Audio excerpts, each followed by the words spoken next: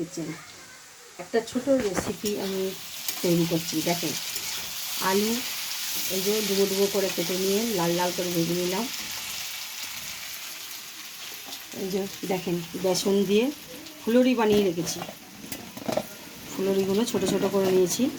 এটা দিয়ে একটা ছোট্ট একটা রেসিপি রান্না করব এই ফুলুরি দিয়ে। এই যে লাল লাল করে ভেজে নিয়েছি। এর মধ্যে একটুখানি ছোট্ট করে মশলা দিয়ে দেবো।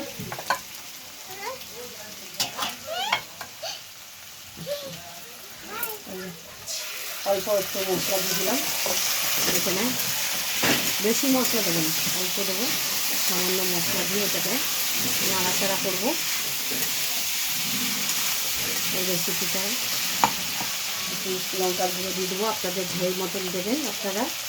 আমার ঝাল মতন আমরা দিচ্ছি, বেশি ঝাল দেওয়া যেতে হবে না।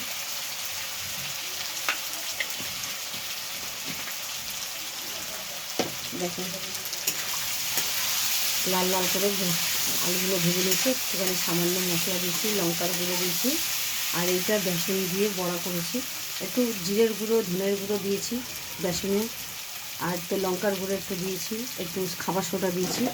দিয়ে এই যে ফুলুরি বানিয়েছি। আপনারা চাইলে আরও বেশি করে বানাতে পারেন। আমি এর মধ্যে তরকারির মধ্যে দেবো, তো জাস্ট একটুখানি ওটা সুন্দর যাতে ভালো লাগবে খেতে।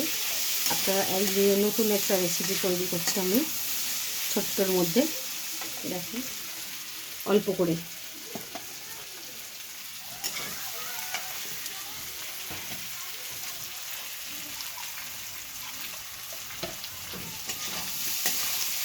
এই যে মশলাটা কষানো হয়ে গেছে। দেখেন, গন্ধও বেরিয়ে গেছে। আলুটা দেখেন কি সুন্দর। এটার মধ্যে আমি এখন জল দিয়ে দেবো একটু সামান্য মতন, যাতে আলুটা সিদ্ধ হয় এবং ফুলুরিগুলো যাতে মশলাগুলো ঢুকতে পারে ফুলুরির মধ্যে। বেশি না, সামান্য একটু জল। এই যে দেখেন, দেখেন আপনারা চাইলে এর মধ্যে গরম মশলাও দিতে পারেন, ক্ষতি নেই। এই যে আমি এবার মশলার মধ্যে এই আলুটার মধ্যে আমি ফুলুরিগুলো ছেড়ে দেবো। এবারে ওটাকে হওয়ার জন্য সময় দিতে হবে। দিলাম, এটা ঢাকা দিয়ে দিলাম।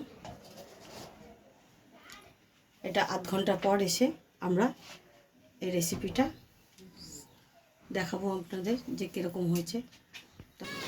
হাই গাইস, দেখেন তরকারিটা মাখা মাখা করা হয়ে গেছে। দেখেন তরকারিটা, এটা রুটি দিয়েও খেতে পারবেন আপনারা। তরকারিটা গ্যাসটা বন্ধ করে দিলাম।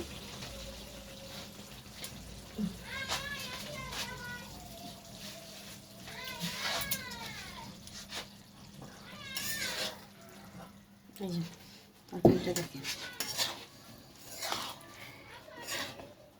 এই যে দিচ্ছি। দেখেন খেতে আমার ছেলেরে নুন ঝাল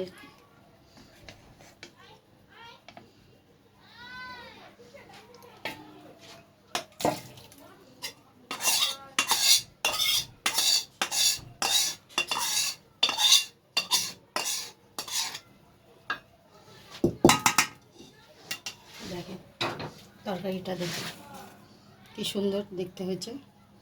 আপনারা খেয়ে যদি ভালো লাগে তাহলে আমার লাইক করবেন, সাবস্ক্রাইব করবেন আর কমেন্ট করবেন। যদি আরও যদি কোনো রেসিপি যদি থাকে আমি পরের দিন আবার আপনাদের দেখাবো। এটা ছোট্ট হিসেবে করলাম একটা রেসিপি। নমস্কার।